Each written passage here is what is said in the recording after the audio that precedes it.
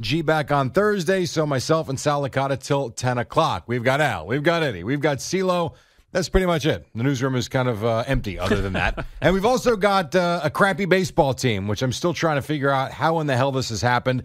The Mets lose a game, whatever. They'll play again tonight. But Mr. Sal Licata, first, good morning. And number two, I think we start with the New York Yankees and the mess that all of a sudden they've become. Yeah, well, it's a problem. I mean, we talked about it going into this series, with the importance of the Yanks just getting back to winning ways. I know you look at the division and say, well, okay, no big deal. They're going to win the division. I think that's been the sentiment from everybody. The division's over, so it doesn't matter. Get healthy, get right come playoff time. But this is a bigger deal to me. And if they're not careful here, they lose these next two games to the Rays, which is very possible. I don't know. If you've been paying attention watching this Yankees team, they could lose. They can't score. Well, right. And if they lose these games, all of a sudden that lead goes down to single digits. Then you start thinking, okay, well, wait, 8 games is maybe not as comfortable as 11 games. Now maybe they could be in trouble here. I'm not saying that the world is caving in on the Yankees. However, Jared, it's been a problem because it's not a rough stretch for 2 weeks. There are deep issues that we've seen exposed here for the better part of a month and a half now with this Yankee team, and it continues, to your point, they can't score.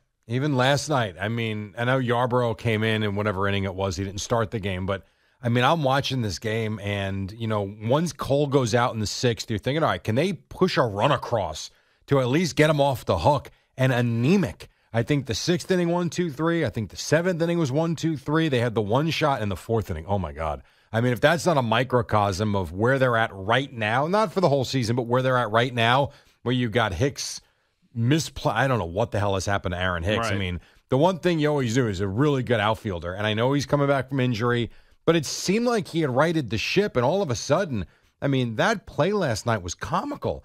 He plays a fly ball. I think O'Neill says, he goes, that's kind of routine as long as you play it the right way. And he said it, kind of tentatively like that. Right. And then he misplays it. He turns into a triple, runs, scores. There's your one run. And then in the bottom half, he's got a chance to make amends. Ooh. And he gets booed, and they got booed as loud as I have heard that stadium, at least through the TV. That I think I've heard in a long time. Ooh, with the 1-2-3 double play. Ooh. Oh my God, ooh, brutal. I almost felt bad for Aaron. I know. You could see he wanted to slam his helmet down in frustration. I mean, he's embarrassed. Clearly, it's not like the guy doesn't want to do well. However, it's been a rough go. He's been a whipping boy along with Joey Gallo, and rightfully so. I get it. I mean, I'd be booing him too if I were there. It's unacceptable performance from Hicks. In particular, look, you're going to ground out with the bases loaded, fine. But in particular, after the lousy play in center field, and then on top of it, the double play, it just can't happen. Like the only thing you couldn't do there was to bounce into a double play. You strike out, not great, but at least the inning's still alive. You want to hit a fly ball, get the run, and anything but the double play to end the inning after what you just did, right? Because that was the top of the fourth, now, where they scored the run. He is not solely to blame here, obviously, for the Yankee issues, but he's going to be, the focal point after a performance like that. You can see, look, watching CBS Sports here, he's about to slam his helmet down in frustration, but just a defeated Aaron Hicks after the misplay in center, and then again the double play in a big spot. Hey, bottom line is the Yankees aren't good enough right now, and they're trying different things. You get Gleyber Torres batting leadoff last night. Actually worked for him to get a couple hits. Josh Donaldson has been terrible. Rizzo, the frustration, getting hit by the pitch, and I don't know what the hell that was. It's funny about. Because you saw that with the Mets and Philly. Was it the Phillies? It was with the Mets the other day where someone leaned into them. I'm blanking out on who it was.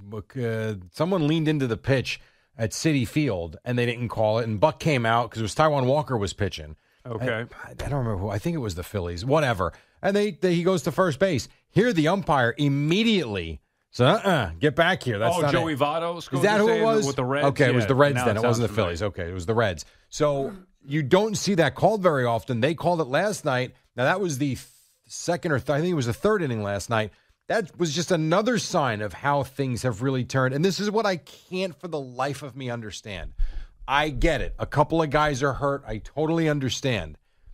This right now, in this moment, these last 10 days where they've dropped, I guess it's 10 of 12, so it's longer than that. But if you look at their last 6 games, they have scored 3 runs or less in all of them. And they've now been shut out in back-to-back games 3 times in those 6. and they look like the worst offense that baseball has right now. Well, and look at the lineup, though, too. It does hurt not having LeMahieu, not having Stanton there, but there are no excuses. LeMahieu was there until he got hurt. I get it. And look, I think it is now. It was 9 of 11 before last night, so I'm pretty sure 10 of 12. Yeah, right. So it's been bad for this Yankee team. You look at it since the All-Star break, 8 and 16. I mean, they're not doing anything. Garrett Cole had another good outing, back-to-back starts for him that have been more than serviceable. But the offense, Jared, look at the lineup. It's just not the same. I mean, look at the names of Benintendi stinks. He's been terrible. Fine. If you told me they were only scoring a couple of runs a game, I would tell you this offense stinks. But they're getting shut out routinely. I think it's 4 in 8 games, 4 in 9 games. I mean, you still have Aaron Judge in the middle of that lineup. There's no protection. I mean, right. You still have Andrew Benintendi is still a player as bad as he's been since he's been here. He still was hitting plus 300 with the Royals. Anthony Rizzo may not be hitting for average, but he comes up with a key hit once in a while. Right. They have done nothing. But think about the three, and I know this is a larger sample size. And look, I don't think Matt Carpenter is particularly good anyway, but he was carrying the load for what wasn't really a cohesive offensive team. It was Aaron Judge mashing home runs left and right, and Carpenter was a big part of making up for, okay, well, how come you could overcome Donaldson stinking? Or how come you could overcome Stanton being out for a little while? Well, Matt Carpenter was doing that. Now, you look at their lineup, no LeMahieu, no Carpenter, no Stanton. That is 3 of their better hitters this year. Listen, Matt Carpenter was great when he's here. I am not going to deny that at all. And I don't think he's 100%. A big deal anyway. But if this team's going to fall apart because Matt Carpenter got hurt, right, then what does that say about what we thought they were anyway? And he was there for, since July. I mean, their struggles have been going on since we documented yesterday. Since the beginning of July, this has been an issue for the Yankees. Again, if they were scoring a couple of runs a game, all right, you know what? They're going through a rough patch. They can't. They don't even put together a threat. All right, so let me ask you, are they just not as good as we thought they were? I don't know, because it's one thing to say that you are, again, I'll use the Met example from last year. It's one thing to say that, you're in first place, you're doing well, but it doesn't really look that way. This team was 40 games above 500. All right, they were a juggernaut. They weren't losing, period. Right, they weren't good. They were one of the best. For 3 months, it was one of the best teams I'd ever seen. I don't know. How can you argue record-wise, at the very least. I mean, and then we would say, well, let's see when they start playing better teams. Well, they played better teams. Aside from the Astros, they were playing good baseball against everybody. In any situation, they came back. They closed things out. But that's what I mean. It's also not just the offense. That's going to be the focal point now because they got shut out in back-to-back games because they're not hitting clearly consistently. The bullpen has been an issue. The starters have been an issue. There's been a drop-off in every single area. Everywhere. So, as I said last week, what the hell are these Yankees? Like, you could tell me right now the Yankees are going to win the World Series. I'm like, okay. I mean, I could buy it based on what I saw earlier in the year. You could tell me right now Yankees are going to be out in the first round. I'd be like, okay, I could buy it because right now they can't get out of their own way. I mean, they need to win these games. I've seen good Yankee teams go through a rough patch before. I don't know if I've seen it to this extent where we saw this team dominate Major League Baseball for an extended period, and now for the last month and a half, they've been below average. We're not talking about a team that's come back to earth playing 500. We're talking about 16. They've been bad. Yes. A bad baseball team. Something is wrong there, and it's not just they've dealt without Stanton. They've been without Judge for years. I'm going back, the years where they've won they win 100 games, so they lost everybody in their lineup. Aaron Boone's first year, whatever it was. So it's not just that, Stanton's out. When he comes back, everything's going to be fine. It's not just that. There's something off with this team. I don't get how you could go from being that good to now this bad. Yeah, it's been one of the more extreme changes in season that I've seen in a long time. And I don't know when it gets better because we talked about the stretch they're in right now. This might get worse before it gets better, actually. And then all of a sudden, to your point, what are they? And I don't know what the expectations are any longer. I think it was 6 weeks ago, it was World Series or bust, and it felt like it was a clear path to the ALCS collision course Astros. No one's getting in their way. Now, I'm not so sure. I'll tell you this. I look at Cleveland right now. Cleveland's playing a much better brand of baseball than the Yankees are. And the Indians are not the Guardians. The Guardians are not the Twins. They've had success against the Yankees in the past, whereas the Twins are just, a rollover. And they're now controlling that division. I don't know who the Yankees are going to end up playing in the playoffs, but I do know this. If this is what they are, then it is going to be, forget Houston, it is going to be a quick in and out again. Well, because, the Mariners have beat the Yankees in 2 series. The Rays and Jays can be dangerous, as we've seen, and I know the Yankees have handled them for the most part this year, but if the Yankees are going to play like this, those two teams can be dangerous as well. All of a sudden, it's not just, the Yankees are that much better. They were that much better. I don't think right now you could definitively say that. And the way that I've been saying, it's only the Yankees and the Astros.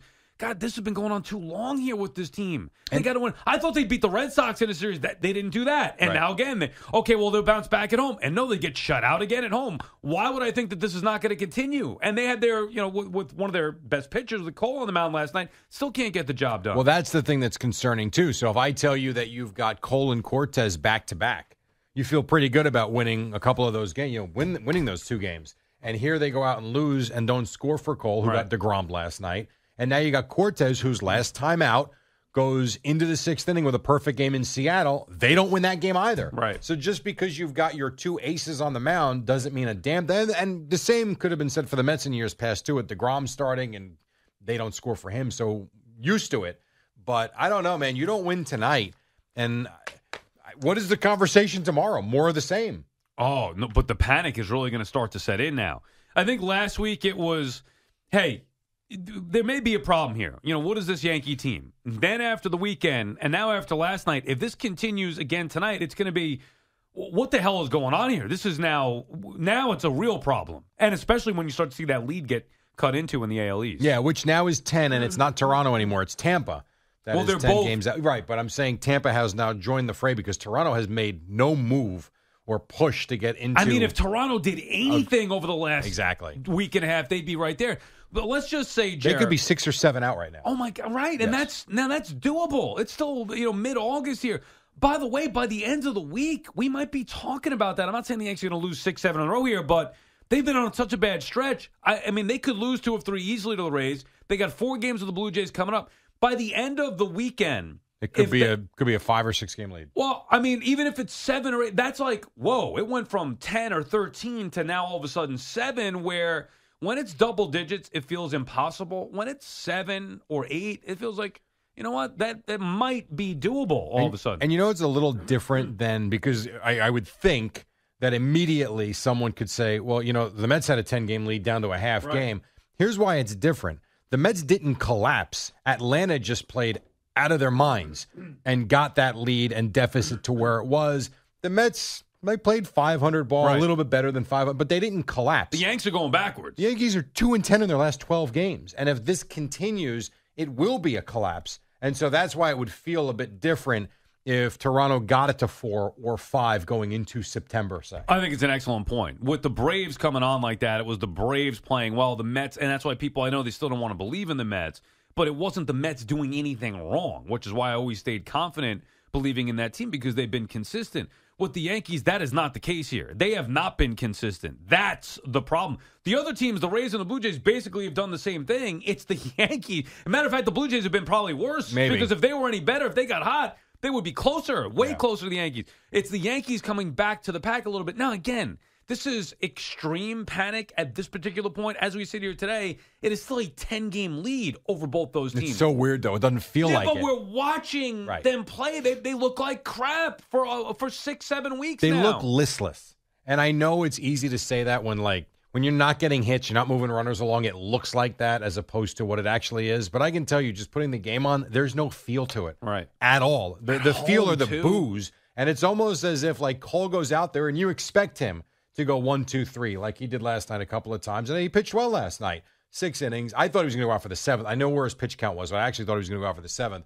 But it's almost as if the only energy in the building is when they're defending and when the crowd's booing because they can't score. And last night was a night. Now, look, it is impossible to pick on Aaron Judge other than his comments yesterday after the game, which I did get on him for. But you're watching him perform at a ridiculous level. However, there's a spot in the game last night where they desperately needed him. And the 8th inning, Judge comes up with a guy on. They're down a run. Mm-hmm. I'm watching that game thinking, okay, this is where the big boys got to do damage here.